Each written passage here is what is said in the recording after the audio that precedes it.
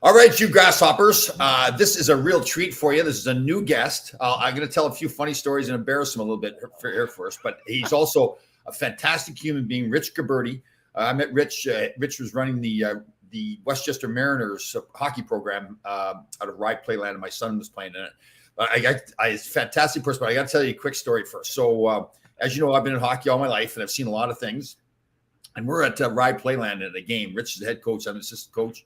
And we were getting spanked like 9-0 or something like that. And so we finally scored a goal. I looked down at the end of the bench, and Rich over here has got his shirt off, waving his shirt like a flag.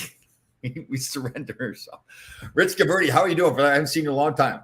Oh, God, I'm doing great, Tom. I haven't seen you in a while, but we follow each other on social media, and every once in a while we talk to each other from various beach locations. Yeah, you up up north and me down in Naples. What's going on? So, Rich, so if you go meet any young hockey player that's played hockey in Westchester County over the last, probably like, 10 years ago, and for a period of time anyways, whenever you mention Rich Gabberty's name, it just, seriously, it's kind of emotional because the kids are all like, he just made a huge difference in my life. So, Rich, I want you to tell your story, but start off, you really were never a hockey player, right? I played in the Bronx until I was 15 years old. Okay. My father then said, I can't take it to the Entenmann's Bakery, which is where the rink was. I can't take anymore because I got to take a second job. So too bad. There's a lot of cement out there, son, at the Bronx. And that was kind of it for the hockey aspect of it. And I loved hockey, though. Great sport. And then I got back into it. When I was on the road touring with Aerosmith. I got back into it because I used to take those guys to all of the games whenever I could, whenever we were in the city. We played all the arenas. Growing up as a kid, I wanted to always be either a baseball player or an athlete and play in all the stadiums and arenas that I could. And guess what? I was able to do that with Aerosmith. So baseball. That's right. I forgot. That's sorry to interrupt you. I forgot about the Aerosmith part too. That's okay. How did you get into? So you're the manager for Aerosmith. Yeah, well, I was there. I ran their tours basically. The tour coordinator, the tour manager. Yeah, I worked for a company, the management company, when I first started right out of college. I went to Iona College in New Rochelle, which is noted for Jim Valvano and a couple of guys who went pro. Nice little school. It was called, basically Iona stood for Idiots on North Avenue or Italians on North Avenue, depending on how you look, or Irish. But anyway, so I went there. And then shortly thereafter, I got out of there, and we were working in all the nightclubs and bars in New Rochelle going through college.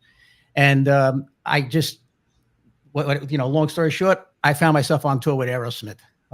And one of the guys, Steven Tyler, who's Tallarico, his father was a teacher at Cardinal Spellman in the Bronx, and I met him, and he was from Yonkers, so we had commonality.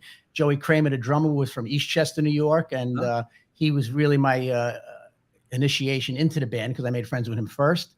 And Tom, I was on tour, and it saved me. It saved my life. Although it took me on a different path, but it saved my life because it got me out of the environment I was in, which was a bunch of guys who were fighting and, real rough crew, believe it or not, that we had in the Bronx back then.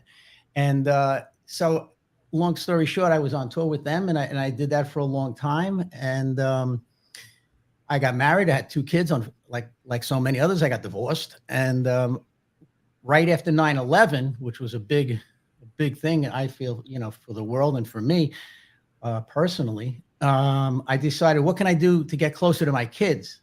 And they wanted to play hockey. I had brought them to a ton of Ranger games, growing up. And that's it. I went to Playland. Somehow I found Playland. And next thing you know, my friend Timmy Collins, who we both know, Tim Collins, says, hey, why don't you get on the ice and coach with me? And so I said, well, yeah, but I really I can't skate. So what I did was I took skating lessons. I said, I'm not going to embarrass myself completely unless I'm skating with somebody like you. Then it's gut wrenching. But I'm not going to embarrass myself. So I took skating lessons to at least be adequate enough to not demo drills. I always had the guys from Manhattanville do those. But just to be adequate, let's say. And then I learned how to study the game. I mean, and I was lucky enough, a guy like you, I'll never forget, we were coaching, you and I. Well, there's so many funny stories besides the shirt story. We were we were coaching and we were making a comeback, and finally, there was a penalty with a couple of seconds left in the game, a couple of minutes left, and you said, "Okay, we got a power play. Who's the lefty shot? Who's the lefty shot? I need a lefty shot on the face-off," right? And you did it naturally because guess what? You're a pro. So I looked at you and I said, "I don't think we have any." So you said, "Oh, it doesn't matter. Okay, let's go." But just your speed of thought. Yeah. And you know what? Towards the end of my career, I was able to get that. And so when I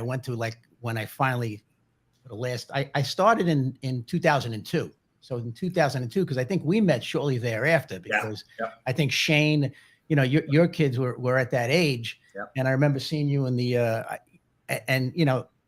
it's funny, but when I went with Aerosmith, that was my world. So had I heard about you in like 1982, 3 or something like that, yeah, I remember the name. You know what I'm saying? And so when somebody said, "Hey, there's a Tom Laidlaw outside, he wants to say hello to the coach," and I saw you, and you had a great smile. You're a big guy, right? And you had a great smile.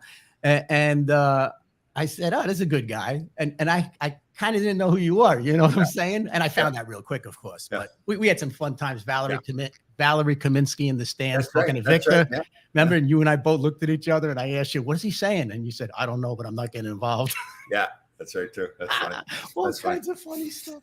So again, this is Rich Gabberty, good friend of mine, somebody you really admire, a ton of energy, really gave so much to so many kids in the, well, not just Westchester, but the hockey program. You didn't start the Mariners program. That was already there. No, I didn't start the Mariners program. I didn't jump on to do that. I just jumped on to help Timmy Collins. And, then Timmy kind of said, "Okay, go ahead, do what you got to do."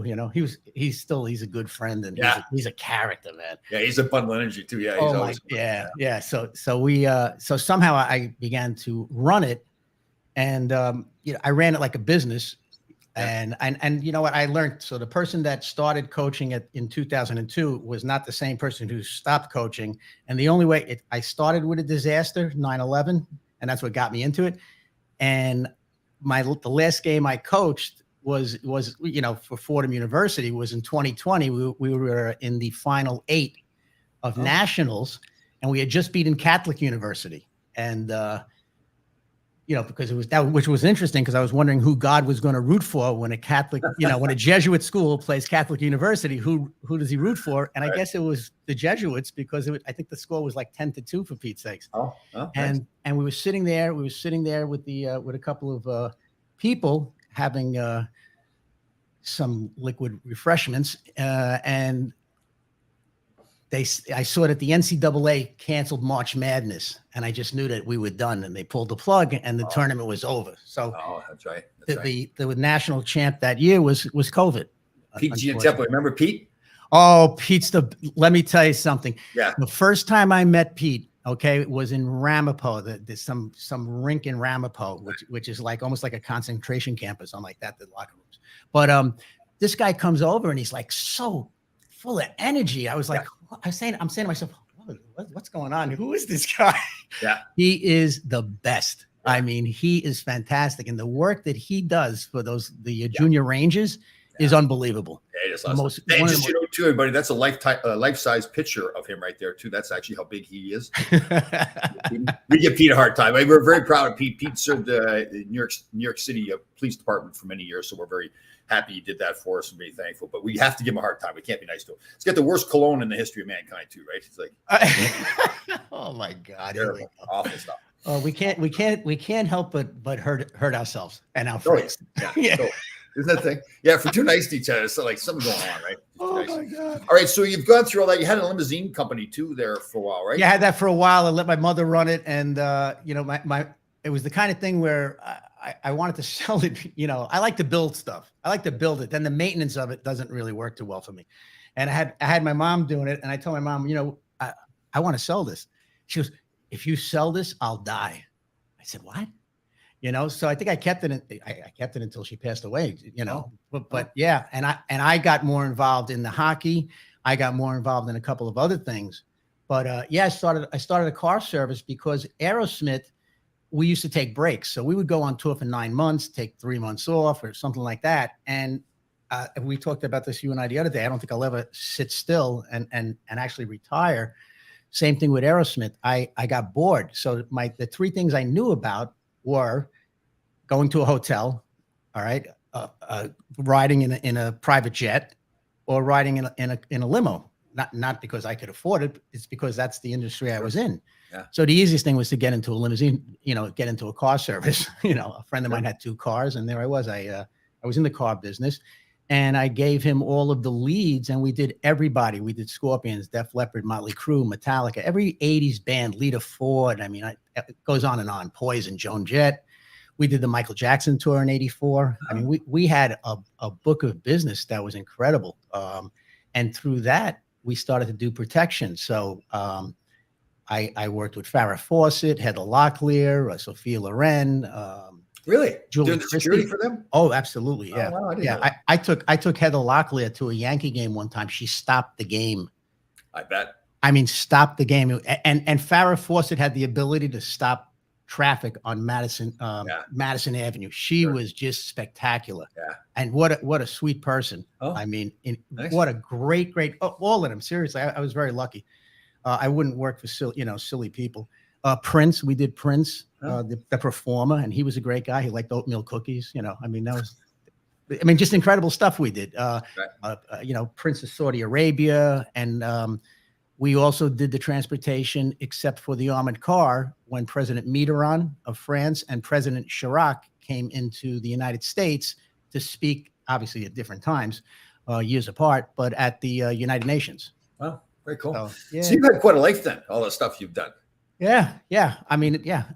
I did, and I want to do one of those TikTok videos where I sit at a table of 8 and I wear different clothes and I start talking to myself, because the noises in my head, Tom. Yeah, I know there's a lot going on in that brain there. Yeah. Right? Yeah, there's a lot going on, like you. Oh, I know. That's how we get along. Right. So again, Rich Gabberty, this is a great, fantastic human being. He did a lot of things for kids and other people. Now he's down in Florida. And he and I both, obviously, as everybody knows, we post a lot of videos, motivational stuff and everything. So we touched base the other day. We said, listen, we need to do a show together. The big things that we've both taken from this, at least I should speak for myself here. Yeah, when I first started the whole True Grit life, the journey, I really didn't know where it was going to go or what was going to happen. I just, I've told people the story. My youngest son, Cody, really pushed me to get into Facebook and Instagram. And it's turned into be similar to what Rich has done, which is really be motivating other people, and maybe in different ways, slightly different personalities. Rich, you actually didn't you study at Yale to get your? Well, yeah, I did a 16-week a course at Yale for the science of well-being. What happened real quickly is that when I started at the beginning of the pandemic, it freaked me out, basically, because like so many other people, I found out a year earlier that I suffer from PTSD. Oh, yeah. So yeah, the fellow that I was working with, said, take this test and list all of the things that really made that were traumatic in your childhood. Okay. And I must have had about 16. So the guy said, any one of these, not that I was trying to ace the test, but any one of these would give you PTSD. And so he gave me an app. I work with him, and I work with the app to this day. And it really made sense. A lot of the decisions that I made in my life, and why I made them, was based upon that. So that started me, on the path of self-improvement, Tom, and self-awareness, and really stop being a victim. It made me stop being a victim and go and try to be a victor. And it's about me. It's like when we go to the gym at our age, do we really have to go? Are we going to win a trophy? No, we go for ourselves. It's you against you. It's me against me, right? It's us going to the gym because we know that 3 times a week at a minimum for 30 minutes, exercise is going to change your life mentally, spiritually, and emotionally, and physically, of course. So that's the kind of stuff that I really started to do in earnest in the pandemic, because there wasn't much else to do. And then I said, you know what, if I'm going to talk about this, which is what I was doing at the suggestion of friends, they said, start a TikTok account and get on Instagram and talk about this stuff. Right. And I said, let me find out the science of it. And that's when somebody suggested to go and take this course at Yale, the science of well-being. And that's all they talk about: rewiring the brain. I mean, the things that they teach you are amazing. Yeah. And they're helpful. And really, it's not even so much for me. Like I took the Myers-Briggs test years ago, like everybody, which is the test that you find out what's going on in business, things like that. But this test, it's VIA.com and it's free. All right. All the stuff I'm telling you about is free. You can go on there and you take a 15-minute test. They send you the results and they tell you what your 5 character strengths are. Forget the weaknesses, right? Because your spouse, your parents, everybody could point that out. That's easy. And we know what our weaknesses are, right? Yeah. So thank you. Your opinion of me doesn't matter to me. Yeah. You know what I'm saying? But you know what I mean? But the signature strengths, okay, you find out what those 5 are. And for me, the first one is humor. And I bet it's up there for you also. Yeah. But by doing that, by finding those strengths out and then being grateful every day, that course goes into the science of being grateful, the science of abundance. Okay. The science of your thoughts create your future. So guess what? If you think negative about yourself and negative thoughts, well, you're going to be negative. Totally. Right? Pessimism doesn't work. I know. Think about it, right? It's amazing when you learn that stuff, right? We go through our lives. Maybe people learn it at an earlier age, but you and I are 60s now, like really just learning this stuff and how. Speak for yourself. Yeah, you're right. I know, but learning this stuff and realizing how much better your life is because now you can enhance all those things, right? Take the good things. But I laugh and joke around. We did this funny thing, Dancing Larry at the Garden. I love it. I saw it. Good. Yeah, tell me. Yeah. So they had me get up and dance with Dancing Larry one game. And I know I'm awful. I can't dance at all. But you know what, though? I had a ball. And it was in front of 18,000 people. And they said the only one they could ask was me because they knew I would do it. And that's a total change for me. Like now it's just, it's like, you know what? I would never even have talked this way before.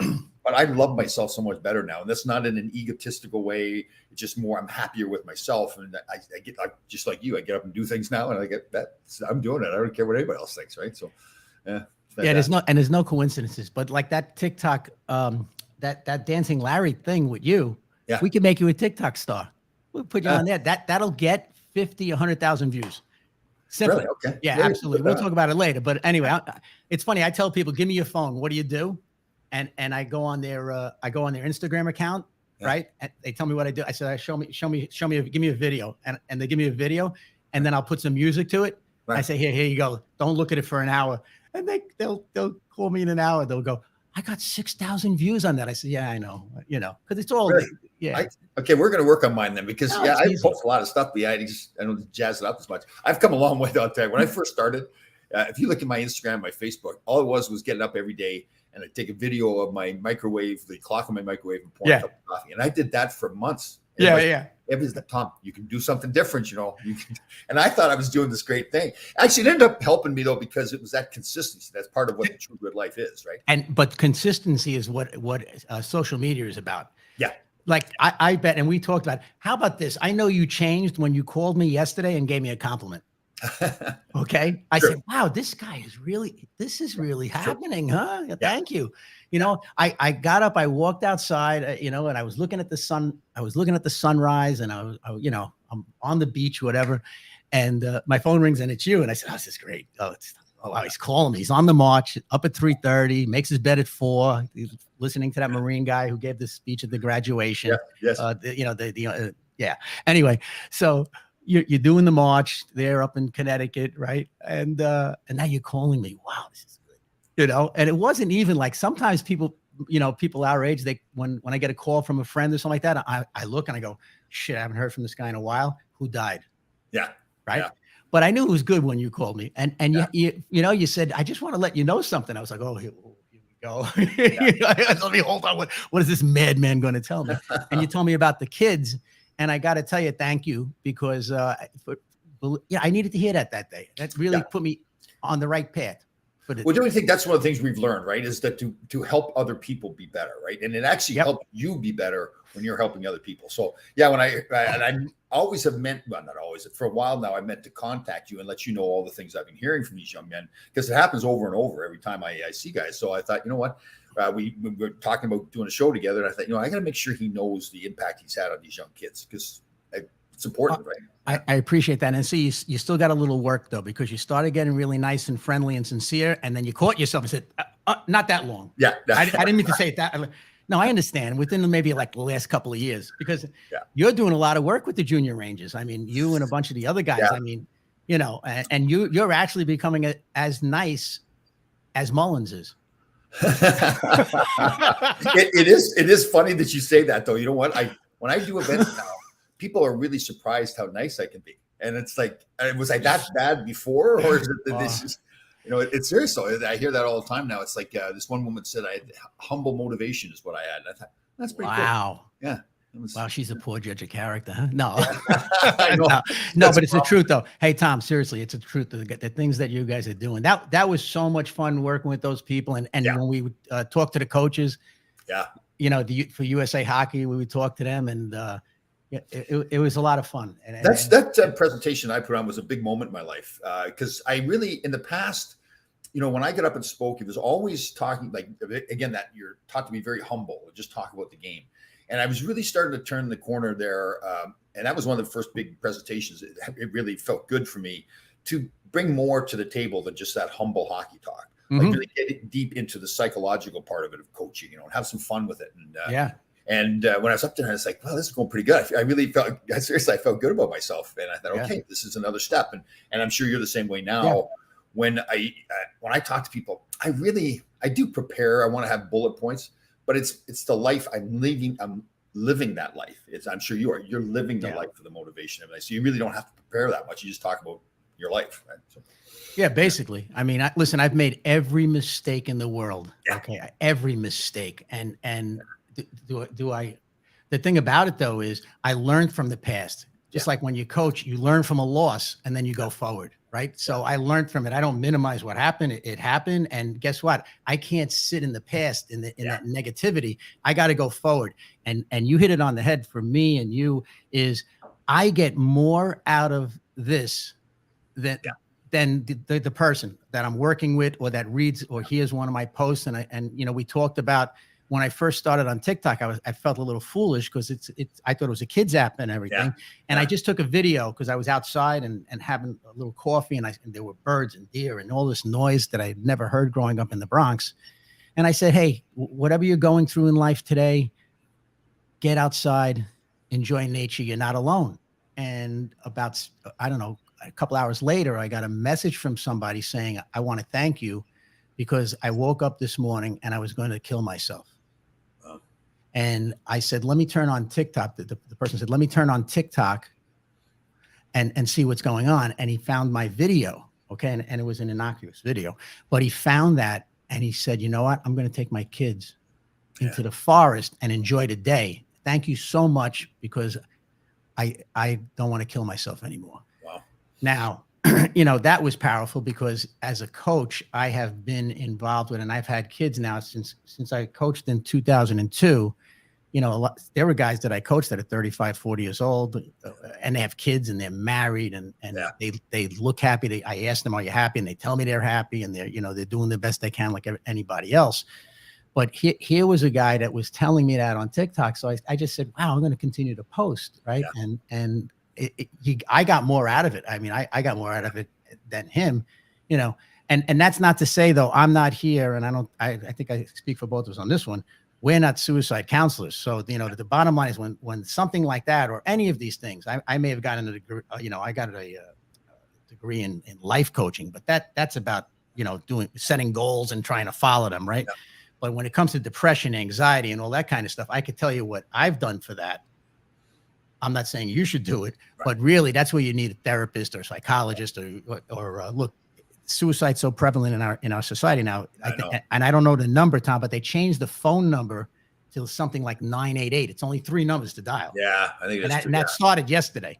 Oh, is that right? Oh, yeah, wow. Started yesterday. And I wish I had remembered the exact number, but I'll get that. Yeah, but it's serious. It's serious and Yeah. it's So if scary. anybody out there, I think I'll speak for Rich on this too. So if anybody out there is contemplating hurting themselves, please reach out to anybody. Make that phone call to that number, and I believe Rich is right. It's 988, or you can call 911 too. It's just Yeah. get medical professionals. And if somebody if you feel like there's somebody that there's something strange about them, or they acting weird, go ahead and ask them. I think Jackie Long that I have on. Is a hypnotist. She's fantastic. And one of the debates is, you think, okay, if you ask somebody if they're thinking of hurting themselves, does that kind of spark them to do something they really weren't thinking about before? So you run that risk. But the flip side is, I think it's really important. Like just like you did with that TikTok video, helping somebody just with the we're just being nice to somebody. Say, listen, are you okay? Do you want to sit and talk for a while or whatever? So I think it's really important. So just so everybody knows too, this is Rich Gabberty. Rich and I were friends for a long time now. Rich is a fantastic human being. Did a lot for kids, coaching hockey. He's doing a lot now, kind of the similar business stuff. I don't even call this a business that we're in. Really. No. Right? It's a lifestyle. It's a passion. So, I mean, we could both do stuff. Tom. I can manage rock bands. You could be a sports agent or whatever it is. I mean, this is about really not only talking to people, sharing what I've been through, but also what I've learned. And, even Gaia TV, and this isn't a plug, it's just a fact. Like some of the things that I do, I have a routine. You have a routine. I have a routine. I wake up in the morning. I go in my freezer. I take out the lemon.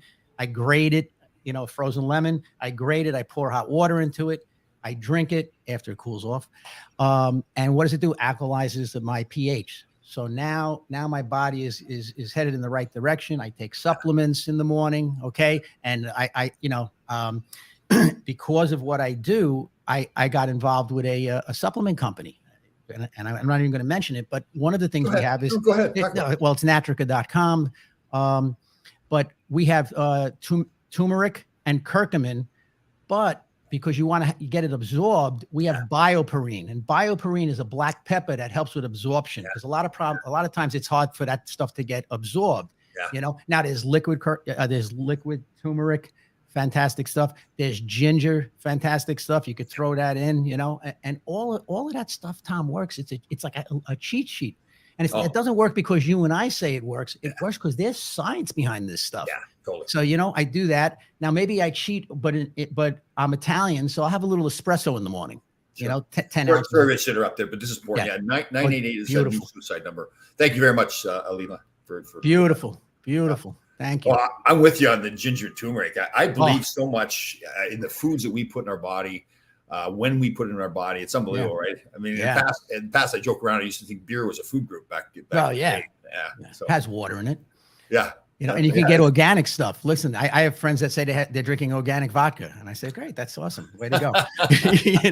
But where are you at on alcohol then? Do you drink? Very sparingly now. Right. I'll tell you what, I'm not drinking in public. Because you know what I'm saying? All this hard work. Way people, the old guys that I played with, when they hear me say that now,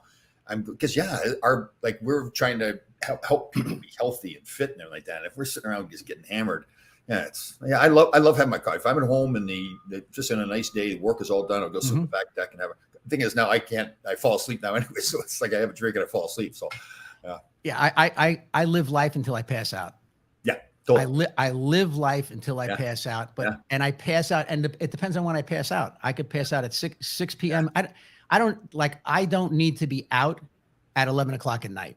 It's just unnecessary. I just don't. Nothing good can come of that unless I was coaching. Rich, do you feel positive affirmation can actually change our brain and truly make it positive? Yes, I do. And just so you know, full disclosure, Dr. Jack and I do little podcast stuff all the time. He has won the Presidential Medal of Honor awarded by George Bush. He's probably blushing, although that's a black and white picture. But anyway, he's something else. He's something else. And thank you for reminding me. You know what, Tom, I didn't tell you is that I am because of Dr. Jack, I'm part of the educational committee of the International Federation of Bodybuilders. So they're going to have their next convention. And one of the things I talk about is for athletes to have a positive mindset, whether it's and use visualization. And you are your thoughts. So if you believe that you're going to get in shape and you're going to do this and that, that it'll happen. If you have, if you think your calves are too small and you don't do anything about it, guess what? Your calves are going to be small. You know what I'm saying? So it's incredible when you start living that lifestyle and live like that. Right? We get up at 3:30 all the time, like you mentioned. So we during the playoffs, they flew a bunch of fans and myself and Ron Greshner to Raleigh for Game 5, I think it was. Yeah. So we flew right back after the game. By the time we get home, it's going to be 2:00, and everyone on the plane knew that I was getting up at 3:30. And they're going, "There's no way you're going to get up and go to the gym at 3:30." And you know what? It was one of the best workouts I ever had. Yeah. Because I knew I was going to be tired. And we've got a good friend on the show here that he's a sleep expert. And we got into a debate one time about the importance of sleep. And I totally believe in the importance of sleep and the science. There's no question about that. But I said that those days when you know you're not at your best because you haven't got enough sleep, man, your mind, if you train your mind properly, you can flip that around and have one of your best days. You may be tired at the end of the day because you only had like an hour and a half of sleep. But man, I was so fired up because I knew that I had to be on fire, right? I had to focus. It's like, I left the gym feeling like, wow, that was like the best workout I ever had in my life. Yeah, it's awesome. And that, in a way, that's adversity, right? Yeah. And so that's just practicing adversity so that when something crazy really happens, you're able to handle it, because chaos is always going to be there no matter what. Chaos is going to be in the world. Adversity is going to be in the world. It's how you handle it. Yeah.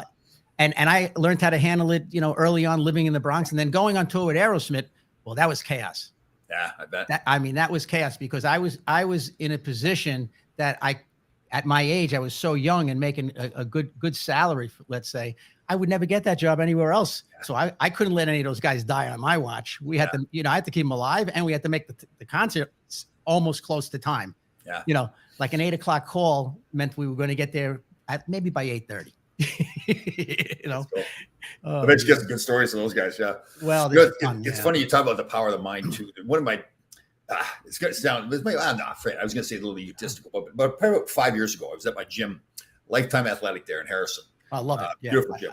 I was a big gym too, right? And it's the time of the day. There's a lot of people there, and it was going to be a deadlift day. And I was at that point, I was deadlifting pretty good, close to 500 pounds, and went in there, and I was bound to determine I was going to see what my max was, right?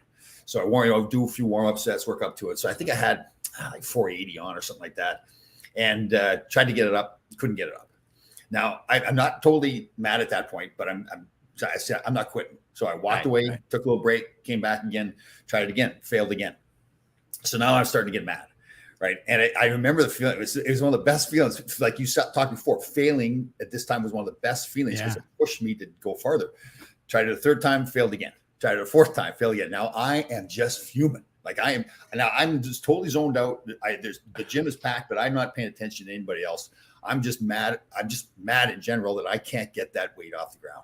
So I go do it for the fifth time, and I've decided that I'm going to either die or I'm going to get this weight off the ground. And I got it. You get it like halfway up, and then the body starts shaking. And you pause for a second, and at that point you can say to yourself, I can quit right now. Like your body's telling you to quit. Yeah. Right? Your body's that safety mechanism. Your mind's telling, okay, Tom, you pushed yourself too far.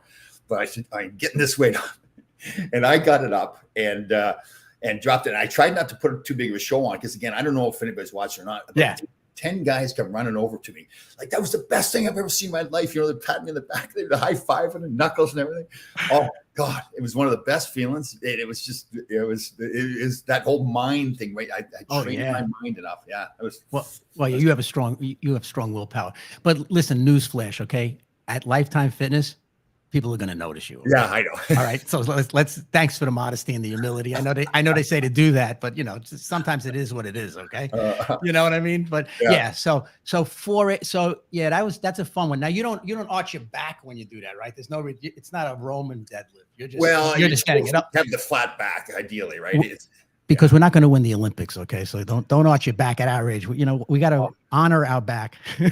Well, that's a good point by you too. So I really, and I know this stuff. I'm not teaching you something you don't know, but the core, I did not concentrate on my core at all before, and I'd hurt my back when I finished playing, and now I've really concentrated on my core, and I have no back problems now whatsoever. And if I ever do have a little, twinge with the back, it's fine now. So yeah. The funny thing is that I'll do an exercise. and then I'll look at your Instagram channel, and you're doing almost the same exercise, that inverted Bosu ball, the half Bosu ball, right? Yeah. And we're standing on the platform, Yeah. and we're either doing curls, or you and I both do biceps or tricep pull downs or whatever on that thing, and everybody's looking at me. What are you doing that for? I said, balance. I said, because I see guys. I see friends or people in the street that are like, 65, 75 years old. They're bent over, they're wobbly, they can't get up or down. Oh, I know. And I'm trying as best I can not to be, that way. I want to keep the tennis balls on the court and not on my walker. Yeah. You know what I'm saying? Totally. So I agree. Well, that's the thing too. In fact, I've been honored. The Greenwich Library has approached me. They want me to put on a presentation to some older people. A lot of people are going to doctors, or doctors are saying to them, when you get in your 50s and 60s, your body's just going to start falling apart. That's the way it is. And the woman running it, she watches me do the Facebook stuff, and she goes, "You're 64, and you're like, you're in better shape you were when you were 24." Because it's true. You do not have to give in to your body getting older. The food you eat, the exercise. I hate to say this, I shouldn't say don't listen to doctors, but don't let anybody tell you that you just can't do it anymore because you're getting older. It's just not true. Well, yeah, absolutely. And you know what? There's enough people out there, though, that you could find the right person, whether it's a doctor or whoever, that's going to give you that progressive idea. I know that there's something called Silver Sneakers. I think it's called, and they send out these workouts that you and I might look at them and say, but they're good, they're perfect, they're appropriate for the age group, and it's great. The fact that I'm lucky, I like you, I bet I have good genes. I mean, all my grandparents all lived into their 90s, basically. My mom did, and all of that. My father unfortunately passed away from prostate cancer, so I keep an eye on that, and he battled that, though. He was a tough SOB. But yeah, it's important. You got to stay active, and you got to stay mentally active. And that's where I'm telling you that Joe Dispenza, that guy is amazing on Gaia. He's got a 13-part series about the rewiring of the brain. I'm telling you, Tom, you got to give it a shot. I'll figure out how to send it to you, whatever. It's incredible that we basically have, I think it's 70,000 thoughts a day, and I could be off by 10,000. Okay. But 70,000. You have 170,000. Yeah. No, I was glad. Listen, 70,000, Tom, imagine, other than like get up, go shave the lemon. But anyway, right? So that's what the science says, that there's approximately 70,000 thoughts a day that the average person has. Wow. That all of us have. Okay. But guess what? Tomorrow, we're only going to have about, I think, 15% new thoughts, and I could be off 5 or 10%. Okay, but better to listen to the scientists, Joe Dispenza and people like that, and I think he's a doctor. But anyway, but neuroscience, all of that stuff is so fascinating. And guess what? If somebody from the Bronx could kind of understand it, I think anybody listening to this, it would give them a good idea. Even think about like learning, and I learned it too late in life, but although it's never too late. But think about what you tell kids when they're growing up. Okay. Like I think it's from 0 to 7 or 8 years old. They have no filter, so they listen to whatever you say. If you say, "Oh, you're crazy," like I hear some parents like, "Oh, you're crazy," or whatever, Well, guess what? You're starting to plant those seeds in the kid's head. I was lucky. Jackie Long and I, the hypnotist, we had this discussion the other day, and she uses 0 to 7, 0 to 8. Whatever. That once again, But that was amazing. It makes sense, right? It's common sense, but it really is something for me, like to educate parents. Listen, you've got a huge responsibility here this first 7 or 8 years of this child's life to really shape who he is. Now you can change things over time, with working at it, but your shape. And when you get into that talk, I see some great videos sometimes of two, it's about race, and you see a young black child and a young white child together, 3 years old, hugging each other. They don't know about race, right? We're taught race and racism down the road. That's an example of it. But. Well, racism is a big deal. I mean, it's a big deal in our society. And guess what? You know what? I grew up in the Bronx, and if you were a good person, you were a good person. Yeah. And really, I mean, and was there racism? Sure. Watch the Bronx Tales, watch that movie. I mean, Chaz Palminteri, we grew up, all of us grew up in that neighborhood, in that climate. But you know what? Good people are good people. That's it. And I'm proud to say I coached the first openly gay hockey player.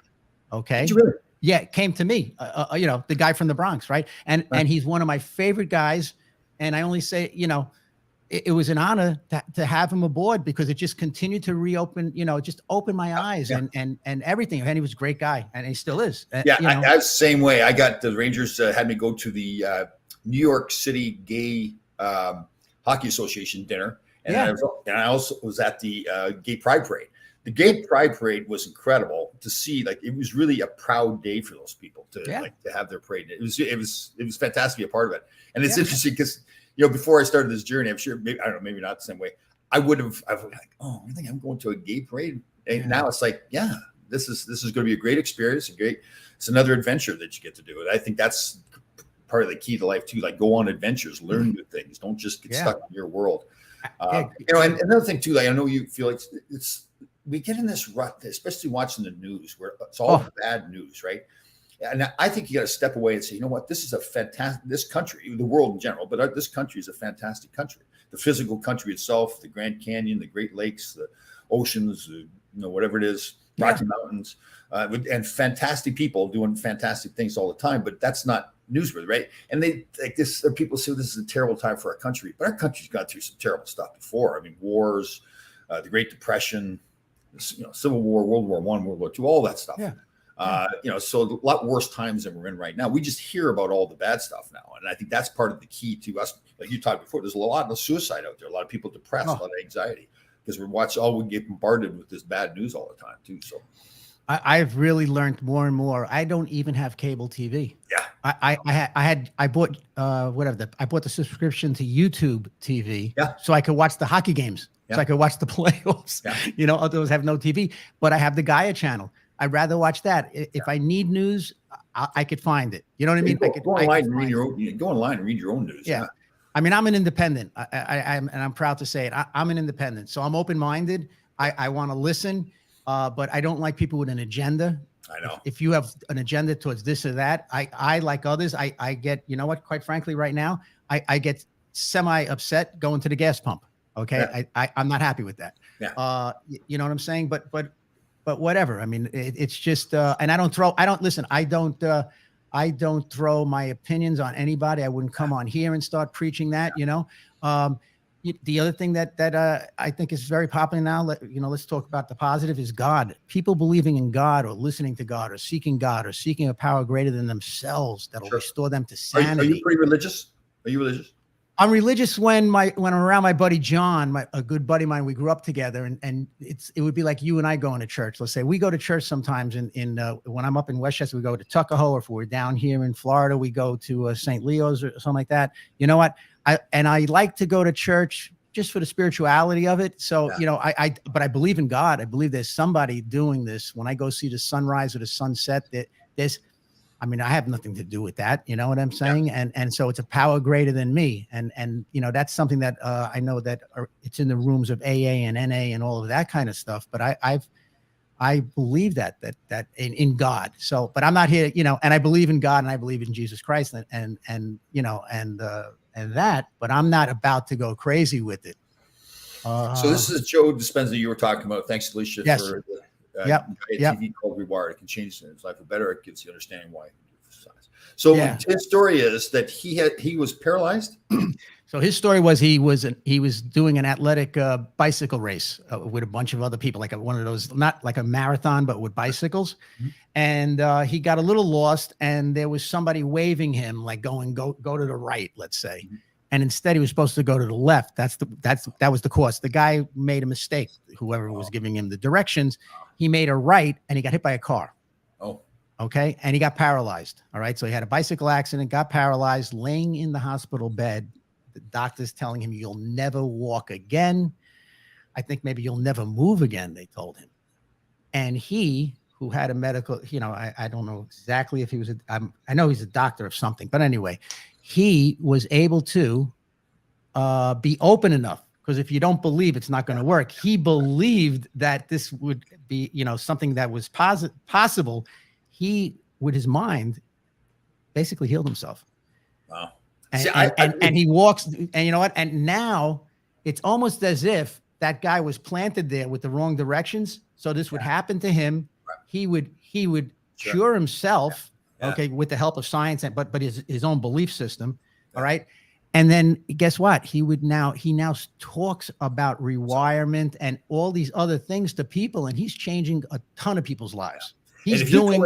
if you told me that story 5 years ago, I would have thought you were nuts, right? Of course. I just learned so much more now to say, yeah, I do think that could happen. I mean, that's an extreme case, but I do believe that kind of stuff can happen. And he's famous. Listen, I listened to him. I don't know if you ever hear this guy, Sadhguru?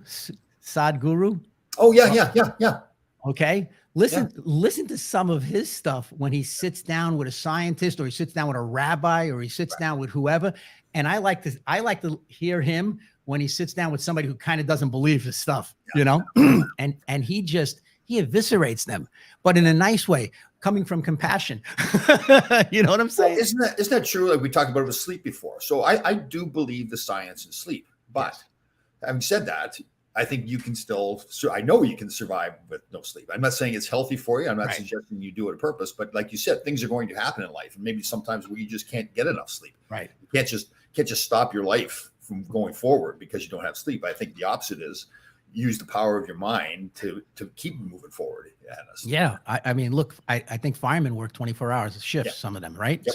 So, the things they're doing with their mind, then I don't even know if they realize it. I mean, I have a good buddy, Chris Schubert. He's down in Hell's Kitchen. I don't know what that 34 or whatever the heck it is. And and he's always around the ranges, by the way. He did something with Strone, Ryan Strone, right? Yeah, where they raced each other on the ice at Greenberg at the facility, and Chris almost beat him. Now I know maybe Ryan held back a titch, but Chris he's younger than both of us. He's about 40 or something. Right. And, but my point is, they stay up. The stuff they do, it's like matter of fact. Incredible, yeah. Right? There's a great poster off it's a real true story. A Navy SEAL got shot, I believe he shot, and pretty bad, I think it was. And he was in the hospital, and he put a handwritten sign. I'll try to find it for everybody. It's an orange. I've got it. It's an orange sign, and a handwritten, a long note, and it went into talking about, listen, I'm hurt. I'm not dead. I'm going to survive. I'm going to fight this thing. If you're going to enter this room, do not enter this room crying. Enter this room. This is full of joy. And it was like, you read the poster, it's like, oh my God, like here's this guy that, he's not only is he not feeling sorry for himself, he's telling everybody else, hey, don't even come in this room if you're whining and crying. I'm going to survive this thing. It's fantastic. I'll post it. Yeah, that's awesome. Those guys are squared away though. Yeah, I mean, they're just squared away. I coached the kid. I coached the kid I coached him for the Mariners, and then I coached him I was lucky enough he came to Fordham, and then he wanted to become a SEAL, and he's on that path right now. And I wouldn't even mention his name, but just a different mindset. Completely different mindset. Look at that Mike Murphy, and that's a great movie that just shows that warrior mentality. And I was honored enough in high school. I went to school with a guy, Terrence O'Sullivan, and he took that route. He went to West Point, and came out, and he was an officer up until I don't know, about a year or two ago, and he would go to Kabul. To Afghanistan. I hope I could say this. Anyway, he would go to Afghanistan, and he was like a lieutenant colonel. So he was like that. He was like one of the head geese there. And he's an American. He's boy. We really do owe thanks to those guys. It's not even gratuitous. I mean, so fortunate to do a lot of charity events with a lot of military guys, Navy SEALs, Army, and just be friends with guys in general. And it's just, they've got that mentality. I mean, that's not everybody's the same, but they've got that mentality. And I learned a lot from, if they're having, we've got this thing to swim across the Hudson that we do. I participate and help. I saw that. But when you're sitting there talking to the Navy SEALs, like they're having a conversation. Like there's no interrupting each other. It's something I've learned that I don't really like what people do to me, and I certainly don't do it to them. It's kind of a lack of respect. But Navy SEALs take it to a whole level. Like if they're having a conversation, they say to you, Tom, how you doing? They stop, they listen. You can tell like they are paying attention. They're not looking around. They're not waiting to interject with their comments. It's that they really have asked you a question, and they want to learn from you. They want to know how you are. And I'm bad with it now, because when people interrupt me now, I'm like, okay, listen, why don't we do this? Why don't we show respect for each other? You'll speak and I'll listen, then I'll speak and you can listen. And I just think it's a huge thing for people. And again, like you, I'm fortunate to go talk to a lot of young kids too, leaving college and they say things like, okay, well, how do you make that great first impression? And that's one of the things I say to them is that, first of all, look them in the eye, shake their hand firm, and really listen. Like if you ask them how they're doing, really listen to them so that you're learning from them. You really pay attention to who they are, how they're feeling a little bit. So it's big, yeah. That's so spot on. And it's something that we have to learn, right? Yeah, Because totally. Yeah. it's not easy. It's not because you want to make a good first impression. It's like when you run tryouts on whatever level, and you need the check-in desk. You could basically, like, I bet if you and I sat someplace, we could tell who's making the team just by the way they walk in, totally. Yeah. right? The way they're holding their stick, the way they're holding their bag, the way they look at you in the eye. Hi, I'm Joe Smith. I'm here to be a forward. Yeah. How are you? Nice to meet you. You know. And then there's the kid that's like, Harry Brown. Yeah, Harry. Hey, Harry Brown, how you doing? What's up? You know, like, oh, okay. Take care. I coached a fantastic young guy. I'll say his name. He went to the Army too. Max Como from Greenwich, Connecticut. Here. Okay. And I talk about Max. He's funny because we had that rule that if you got like 5 penalties, I think it was, then you're out for the game and the next game, whatever. Too. Wow. He's always one of the biggest kids, but he's always taking penalties. But he was always trying to protect his teammates. Mm. So one game he got like the 4 penalties. So I set him on the bench and said, Max, I can't play anymore. And he was mad at the referee. So he took his glove off, his stick off, and put it on the end of his stick and fashioned it so that the middle finger on the glove was pointing up. So the referee skates by, points the glove up. And the referee looks up at me and starts dying laughing. And I had to laugh too. I said, he says, Tom, I got to throw him out. I said, I get it, but that's still funny. That's hilarious. So we threw him out. So Max is a funny kid, great kid. And after he got done college and everything, he was going to enter the Army. And his recruiting officer, and he listed on his recruiting process me as a reference. And the recruiting officer would be a former Kings fan when I played out last night as Kings. And he told the story. And it's kind of a hard ask, but he's, when you're walking by, the whole group of kids are all like, give me your stick, give me your stick, give me your stick. And I said, the first person that says, please, may I have your stick, I will give the stick to. So I guess this recruiting officer was that kid that said to me. And so he told Max the story, and Max goes, "Oh yeah, that's Coach Layla. That's awesome. Yeah, it was pretty cool. That's way cool. Yeah, even then, it's funny thinking back about it because I guess even then I wasn't aware of it, but I was trying to help other people. Like I want these kids to learn how to ask for something properly. So yeah, you were hard as. Sure. Yeah, your dad was a police officer, right?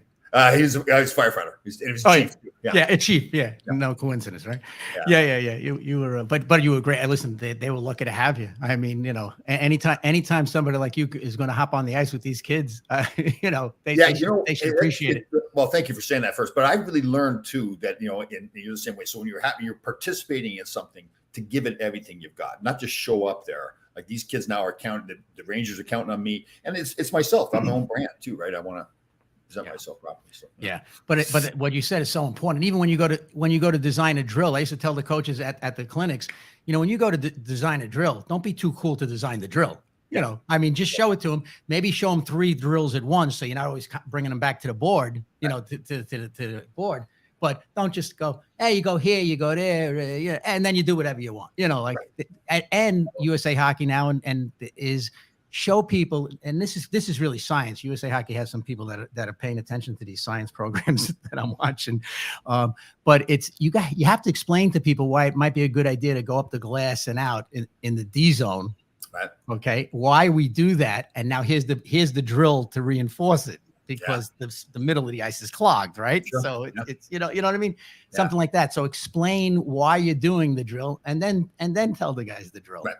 And what we learned too is like, don't be afraid to let them fail as players, and then show them how to do it. So maybe they fail like October 1st, but then now you work on it for the month of October, and then you come back to that drill again. Now they can do it, and now the kids are going, well, I couldn't do that a month ago. Now all of a sudden I can do it, right? So now that mindset is I can do anything. Right? So it's not just in the game of hockey, but it's life too. Yeah. And I know you feel like that.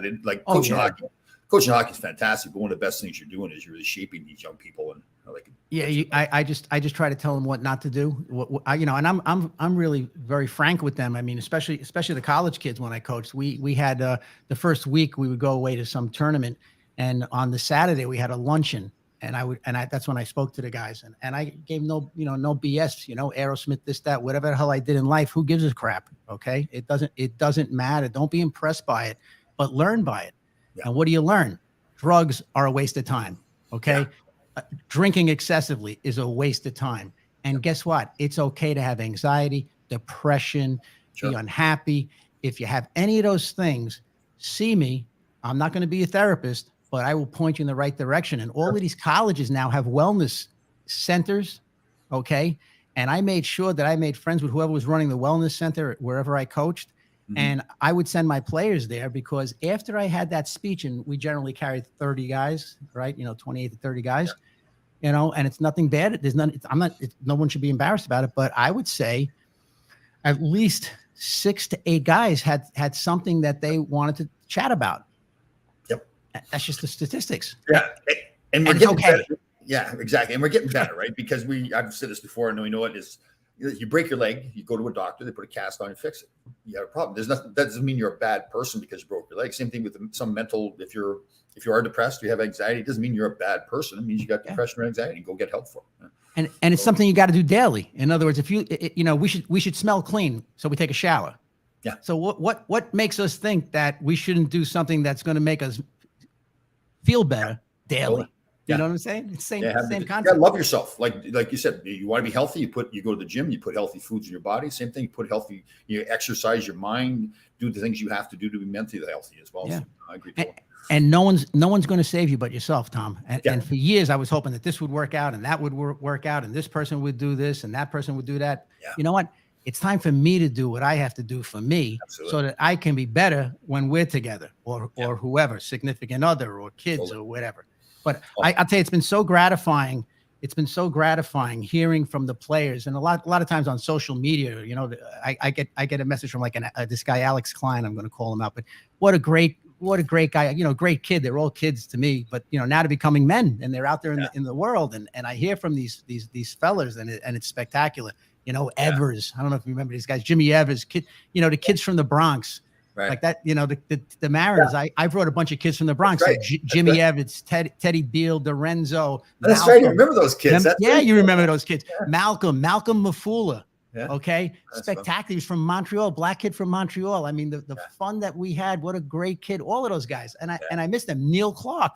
Yeah. Coquitlam, British Columbia. Yeah.